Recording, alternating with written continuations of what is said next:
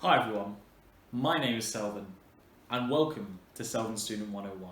In today's video, I'm going to give you my honest opinion on the first year of Cambridge undergraduate economics. Along the way, I'm going to outline the course, go over the exam structure and give you any tips I would have for anyone studying Cambridge economics or just economics in general. I'll then close off the video just outlining my workload throughout first year. Let's get into it. Before we get stuck into my experiences of the course, I just wanted to give some background information on me. I started at Cambridge in 2017 at King's College. I absolutely loved my time at Cambridge, but to be honest, my course was actually my least favourite bit about it. I definitely had this misconception before joining. I just thought that everyone would want to flex their random economics knowledge and discuss economic theories all day. Luckily, that definitely is not the case, and I know that it's very similar for many other subjects. Anyway, so I literally just graduated in July 2020, although it was all online, and I'm actually still yet to receive my degree certificate. But we move. Overall, I did decently well for myself at Cambridge, and I really enjoyed it. I want to share my experiences of Cambridge with anyone who's interested in applying to Cambridge for economics, or just is intrigued to know about what life at Cambridge is like. Onto the course structure. Economics is teaching in the first 2 terms only, and in the final term it's just there for you to revise before exams. There are 5 papers: microeconomics, macroeconomics, quantitative methods, political and social aspects of economics, and British economic history. The first 3 are mathsy, and the last 2 are purely essays. And when I say mathsy, it's basically all maths. There was literally not an essay in sight, which personally I really liked. Teaching is split into 3 lectures per paper per week, and then there's 8 weeks in a term. There are 4 supervisions per paper per term. For those of you who don't know what Cambridge supervisions are, they're essentially seminars, but with very small groups of 2 to 3 people. What you normally have to do is do some written work beforehand, hand it in, it gets marked, and then you go over it in the supervision. Supervisors often vary depending on which college you're in, and the quality of them can massively vary. I definitely had some pretty bad supervisors over the years. Anyway, all work outside of lectures is spent completing these supervisions. For the mathsy papers, if the supervision wasn't too difficult, about 50 to 60% of the time, then it wouldn't actually take too long to complete. However, the essay papers had such long reading lists, and it would always take me so long to do all that reading and then do an essay. I'll go into more details about the workload at the end of this video. Let's go on to the papers. Starting with paper 1, which is micro. In the first term, you first learn about utility maximization. This is where an individual has to maximize their utility, which is often represented by a mathematical function such as this one, by picking 2 or more goods with fixed prices, but they can't spend more money than their fixed income. Then we do a similar situation where a firm is trying to maximize its profits by optimally choosing 2 inputs, say capital and labor. And then to finish it all up, you learn about how these situations change when the firm is actually a monopoly. And then you close off the term just looking at how a firm would choose its prices when it is able to discriminate different consumers and not just charge all the consumers the same price. These are actually my favourite topics to learn in the whole of first year. I think this is because learning about economics in a completely different mathematical way that explains the way we make decisions was super interesting. I absolutely loved the lecturer as well, and he was a great laugh.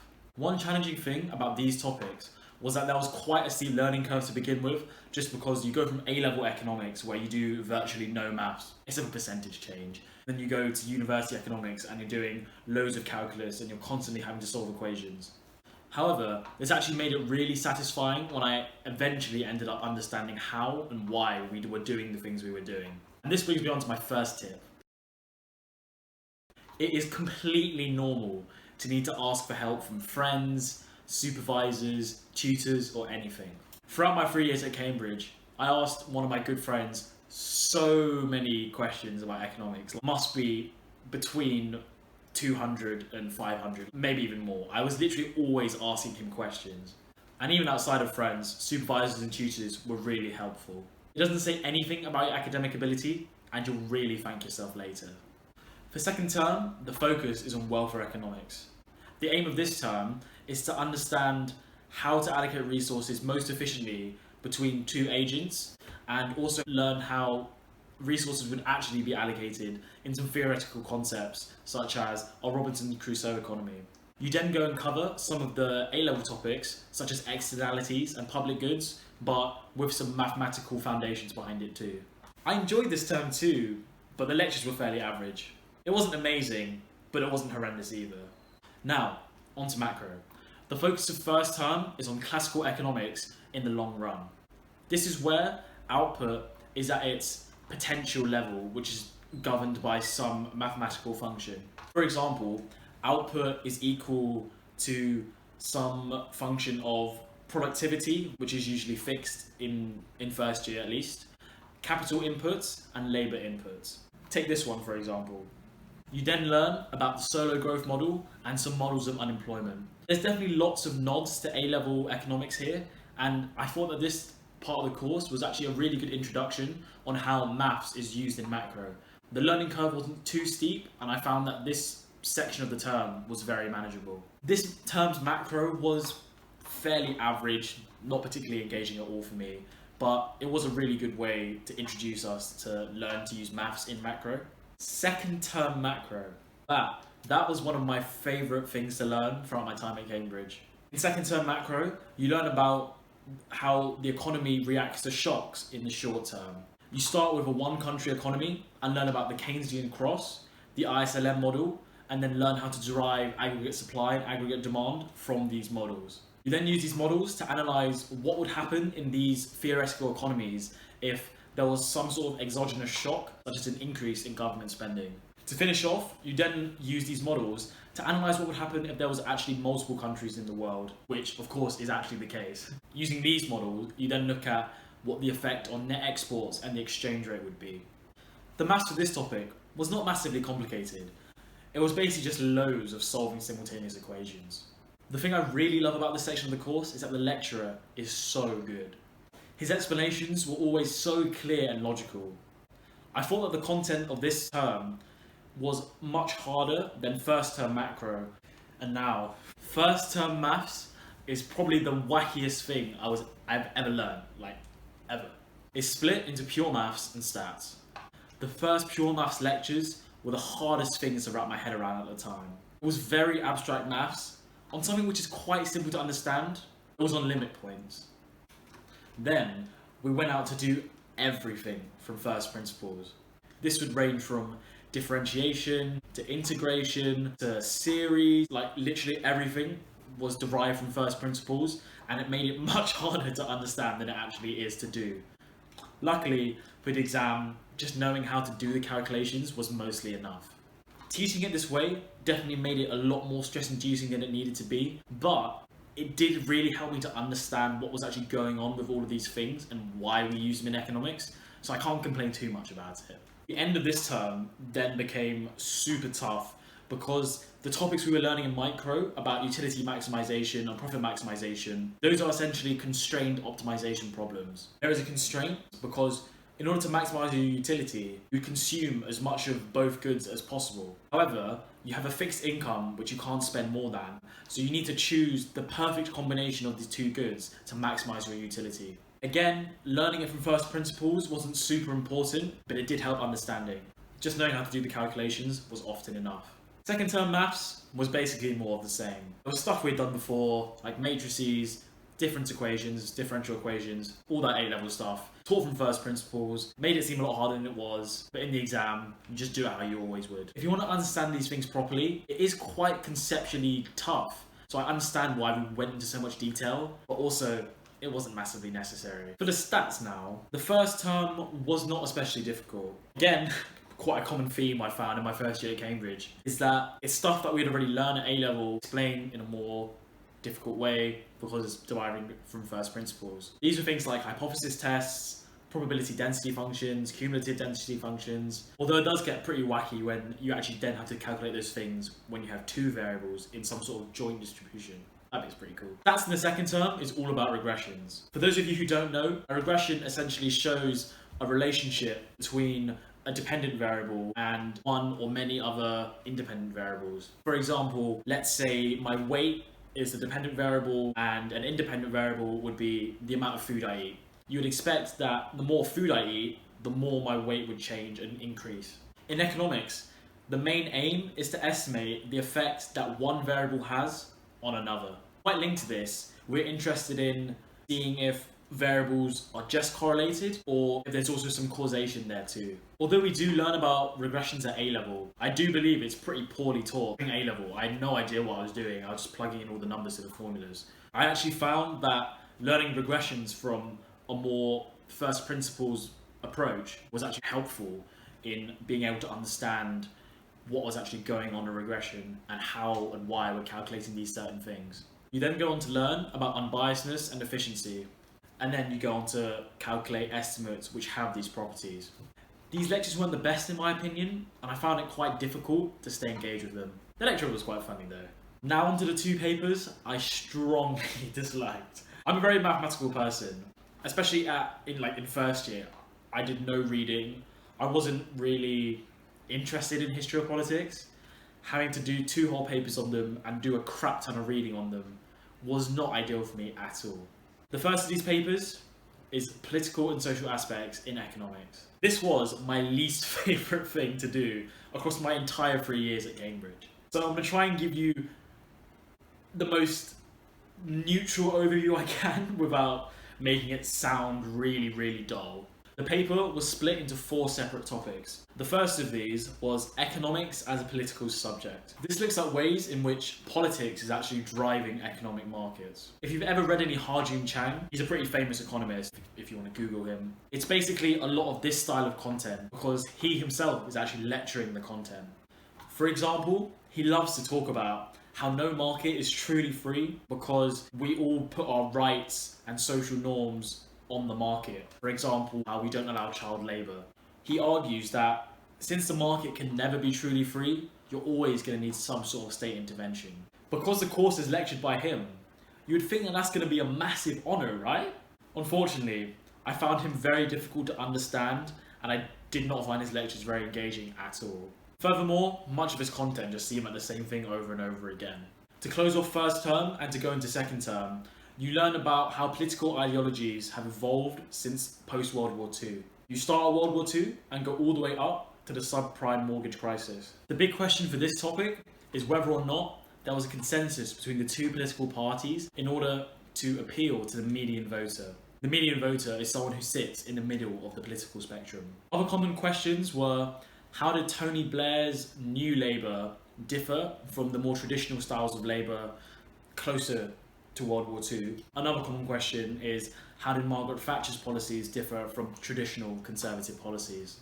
This topic actually has double the amount of lectures than the other 2, so there are more questions on it in the exam. One thing I didn't like about this topic was that the lecturer strongly argued his point of view in the lectures. Therefore, supervisors often recommended that you shouldn't argue against the lecturer's opinion in the exams, even if that was what you actually thought. I feel like this was a massive shame, especially in a subject which is supposed to be quite discursive. The last topic for politics was on institutions. The big question here is whether institutions such as the government, education, healthcare cause economic growth, or if economic growth actually leads to the emergence of these institutions. I actually found this topic quite interesting because it explores some of the histories of colonization. For example, I remember an argument that talks about countries which were rich in natural resources and actually thriving at the time of colonization were often exploited more because they were doing so well. By contrast, countries that weren't doing so well weren't really exploited and they were allowed to develop good institutions. Many other factors were at play, but I did find this stuff really interesting. And now, to close off the year, we have British economic history. Personally, I've always disliked history. Just to put that into context, I was one of the weird people who didn't do history at GCSE. However, I did actually find it quite interesting to learn about some of these topics. First, you start with the Industrial Revolution. You learn about how the Agricultural Revolution didn't lead to the Industrial Revolution. Another common question is whether living standards actually improved during the Industrial Revolution. Although I found the content quite interesting, I think the lectures were quite poorly delivered and I found it very difficult to stay engaged with them. Following this, you learn about the late Victorian era, which is between 1850 and 1915. The main question during this part of the course is whether there was actually any economic decline during this period, which is often referred to as the period of late Victorian decline. I thought that the lectures during this series just chucked so much knowledge and facts at you and didn't really make it clear what you did and didn't need to know. I also thought that the lecturer was not very engaging and found it very difficult to listen. Lastly, there was a fairly short lecture series, I think it was about 6 lectures, on the period of decline between World War I and World War II. Common questions on this section were whether unemployment and poor growth were much more persistent in comparison to other periods of decline, such as during the late Victorian decline. To be blunt, I thought these lectures were pretty bad. The slides were just diagrams, and the lecturer spoke very monotonically, and it was just so hard to actually understand what he was saying. That is my summary of all of the topics that you learn in the first year of Cambridge Economics. And now, onto the exams and how I would recommend revising for them. For micro and maths, the two are heavily linked. The main aim is being able to understand what is going on and the assumptions behind that. By understanding the consequences of certain assumptions, you'll be able to explain what would happen when certain assumptions are relaxed or changed. To be honest, the difficulty of the maths throughout the course isn't super difficult. It's basically just differentiation, solving simultaneous equations, and just doing algebra. Because of this, doing the maths is only going to get you so far, and it's not going to let you do super well. The way to do really well is to be able to explain the intuition behind your mathematical results. As a basic example, let's say that you have a demand function and your expression comes out as 1 over the price of that good. Intuitively, this makes sense because as the price of the good rises, demand for the good falls. Taking partial derivatives and commenting on the signs is especially helpful when the expressions are a bit more complicated and the intuition isn't obvious from just looking at it. The best way to revise for the micro and maths papers would just be to do loads of past papers. The questions are quite similar year on year. Unfortunately, there aren't any solutions to these, but supervisors are often happy to answer any questions you might have, even if that question was a whole past paper question. Also remember that for the maths, you do not need to be able to derive everything from first principles. Just being able to calculate the answers and commenting on the intuition is often enough. For macro, I recommend getting comfortable with the chain of events that follow when an exogenous variable, such as government spending, changes. For example, take a Keynesian cross diagram. This shows how planned expenditure in the economy, given by the aggregate demand equation we learned in A-level, and actual output by firms come into equilibrium. If government spending rises, planned expenditure will rise. Think of the aggregate demand equation. Because of this, planned expenditure is now above actual output by firms. And because of this, firms will have to deplete their inventories to make up for this gap. Because firms' inventories have depleted, they then start producing more output, and this is how output rises to match with planned expenditure and come into equilibrium like before. Knowing the mechanics of macroeconomic models and being able to explain it like that will take you very far in doing well in the exam. Now, onto history and politics. Unfortunately, these papers are mostly just a memory test. If you learn the argument and throw in some facts, you tick their boxes, you will do decently well for yourself. This was one of the main reasons I disliked these papers. The examiners want to see certain things, and then you just have to make sure you get them in. It removes all the discursive benefits of an essay subject. At least you only have to deal with that in first year. Now, to close off the video, I'm going to talk about my workload during first year. For first term micro, I would say that supervisions usually took between 4 and 6 hours, plus any reading you might want to do. Although I don't think you actually need to do any reading because it's not normally that helpful. Micro supervisions in the second term usually took between 2 to 4 hours. Macro supervisions in the first term were fairly straightforward, so they usually only took about 1 to 2 hours. The second term macro supervisions were much more challenging.